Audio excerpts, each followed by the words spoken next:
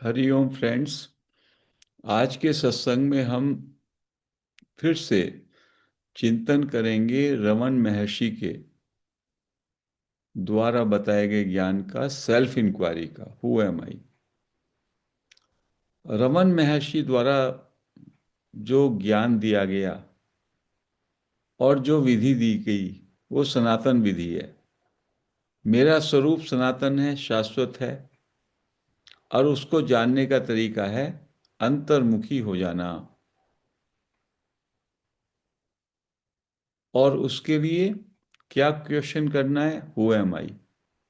जिससे जो ये आई माइंड है, जो सेंसेस के साथ मिलकर के बाहर प्रोजेक्ट करता है, वो इनवर्ड हो जाए और अंतर्मुखी बना रहे। अंतर्मुखी बन के यदि हम उस पर अपनी अटेंशन रखेंगे तो धीमे धीमे वो सोर्स में, जिसको हार्ट कहते हैं, हार्ट में मर्ज हो जाएगा।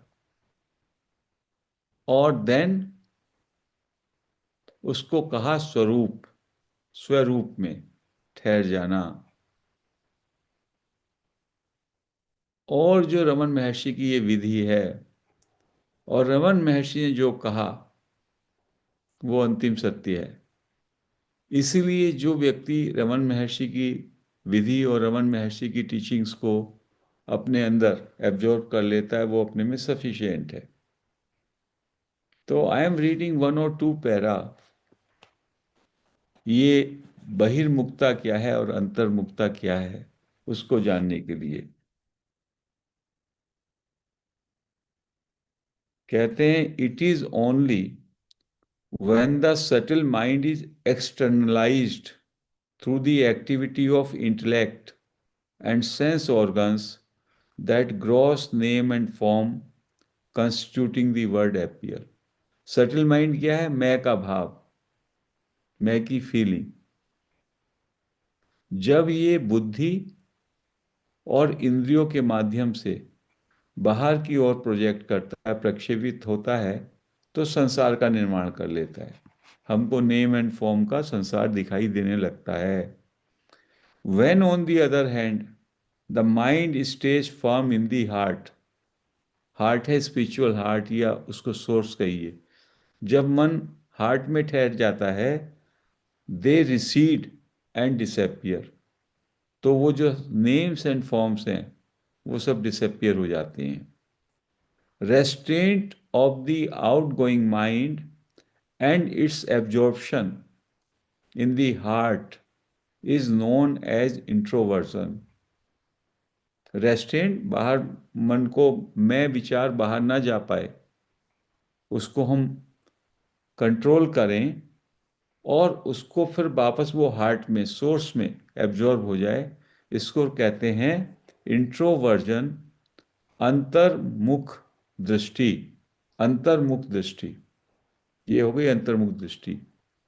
हम ऐसे देख रहे थे, सोर्स है, सोर्स लाइट दे रहा है और हम उस लाइट के बैकअप से we are going outside. Now, who am I say we turn like this and we just go and merge into the source. It is coming back home. The release of the mind and its emergence from the heart. Release of the mind and its emergence from the heart is known as extroversion. यदि वो heart से, source से उठता है और वो बाहर जाता है, रिलीज होता है मैं विचार बाहर, तो उसको कहा एक्सट्रोवर्जन। बहिर्मुख दृष्टि, अंतर्मुखी दृष्टि, हु एम आई। जब मेरा मन, बुद्धि, इंद्रियां जो बाहर की तरफ थी वो अंदर की तरफ लौट आई, ऐसे थी ये बहिर्मुखता और ये अंतर्मुखता। तो बहिर्मुखी दृष्टि और अंतर्मुखी दृष्टि। If in this manner the mind becomes absorbed in the heart, मन यदि हार्ट में या सोर्स में एब्जॉर्ब हो जाता है, तो द ईगो और I, which is the centre of the multitude of thoughts. मैं क्या है? वो अनेकों विचारों का सेंटर है, आधार है मैं विचार। फाइनली वैनिशेस, वो अंत में अदृश्य हो जाता है। एंड प्योर कॉन्शियसनेस और self which subsist during all the states of the mind alone remains. केवल प्योर कॉन्शियसनेस, जिसका दूसरा नाम सेल्फ है, और जो सब अवस्थाओं में रहता है, यानी जागृत में, सुषुप्ति में और स्वप्न में, वो ही केवल रहता है। It is this state where there is not the slightest trace of the I thought. जो ये प्योर कॉन्शियसनेस की स्टेट है, सेल्फ की स्टेट है, इसमें थोड़ा सा भी मैं विचार का लेश मात्र भी नहीं रहता। भगवान कह रहे हैं that is the true being of one self. वो आपका रियल बीइंग है, रियल स्वरूप है। एंड दैट इज कॉल्ड क्वाइसेंस और मौन, उसको उन्होंने साइलेंस कहा। तो what is the message out of this? Message ये है कि बहिर्मुखता को छोड़ो, बहिर्मुखी दृष्टि को छोड़ के अंतर्मुखी आओ। अंतर्मुखी के लिए क्या करना पड़ेगा? हु एम आई? पहले मैं कहता हूं I am this, I am that. Now I am investigating, means I am coming back, my attention is going inside. ये हो गई अंतर्मुखी दृष्टि, मेरी दृष्टि मुझ पर ही। और मैं ये जानने की चेष्टा कर रहा हूं मैं कहाँ से उभरा, कहाँ से मेरा उद्गम हुआ। और जब मेरी दृष्टि अंदर जाएगी तो उद्गम में ही मैं विलीन हो जाऊंगा। That is the state of pure consciousness, जिसमें कुछ नहीं रहेगा, मैं विचार का लेश भी नहीं रहेगा। And that is the state of self realisation. So Maharshi की जो विधि है वो परफेक्ट है, डायरेक्ट पाथ है। केवल आपको इस विधि को समझना होगा और इस विधि को कैसे करना है। बहुत बार हम पढ़ते हैं लेकिन ये बात समझ में आने में मुश्किल करती है। इसीलिए हमने सेल्फ इंक्वायरी पे बहुत बार वीडियो भी बनाई, बताने की भी चेष्टा करी। अभी भी कितना हम समझ पाते हैं, लेकिन हम अंदर मैं विचार पे केवल अपना ध्यान रखें कि मैं फीलिंग मेरे अंदर कहाँ से उठ रही है, उसका सोर्स क्या है। वहां पे यदि हमारी अटेंशन चली जाए तो धीमे धीमे प्रैक्टिस से उसमें हमारी डीपनिंग होगी, मैं में डीपनिंग होगी। और हम मैं के सोर्स पे, मैं जैसे ही अराइज होता है, जहाँ से अराइज होता है, वहीं पे हम अपने अटेंशन को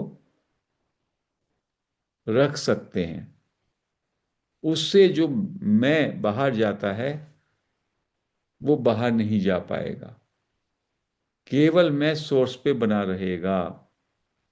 जब मैं सोर्स पे बना रहेगा तो उसकी शक्ति क्षीण होगी और फिर विवशता के कारण वो वापस अपने सोर्स में ही विलीन हो जाता है, जिसको कहा मनोलय, या महर्षि कहते हैं मनोनाश, जिसमें मैं का थोड़ा सा भी लेश नहीं रहता। यानी मैं विहीन, मैं विहीन हो जाता हूं। उस मैं के कारण ही मुझे सारा नेम एंड फॉर्म्स का संसार दिखाई देता है, या मुझको नेम्स एंड फॉर्म्स का संसार रियल दिखाई देता है। जब वो विलीन हो जाता है तो ऐसा नहीं है कि संत को दिखाई नहीं देता, लेकिन संत को वो ड्रीम, उसको वो ड्रीम समझता है। वो देख भी रहा है और ये जान रहा है ये दो, इट इज नॉट रियल। ये समझिएगा जैसे मृग जल, जल इंसान को भी दिखाई देता है। जब वो दूर से रेत में सनशाइन देखता है, व्यक्ति देखे उसको भी जल दिखाई देता है और मृग को भी जल दिखाई देता है। एज ए ह्यूमन बीइंग मैं जानता हूं ये जल नहीं है, ये जल प्रतीत हो रहा है। तो इसलिए कोई भी मनुष्य मरुस्थल में जल लेने के लिए भागता नहीं, मिराज में नहीं भागता, लेकिन मृग भ्रम के कारण वहां पे भागता रहता है। तो ऐसा ही इस नाम और रूप के संसार के प्रति संत को कोई आकर्षण नहीं होता। संसार जानता है ये तो स्वप्न है, ये तो वेकिंग ड्रीम है, और हम लोग उसको वास्तविक मान करके हम उसके पीछे भाग पड़ते हैं। और ये कब संभव होगा? जब मेरा मैं विचार सेंटर सेंटर जो है वो विलय हो जाए, विलीन हो जाए, तब ऐसा संभव है। और उसके लिए आत्म जांच या आत्म विचार की जो विधि महर्षि ने बताई, उस विधि के माध्यम से न जाने कितने जन, कितने सीकर्स लाभान्वित हुए, कितने सीकर्स को उससे अवेकनिंग हुई, रियलाइजेशन हुआ। केवल एक इस विधि पर भी प्रैक्टिस करके we can realise our true self, our true nature. तो इस छोटे से चर्चा को हम यही विराम देते हैं। हरि ओम।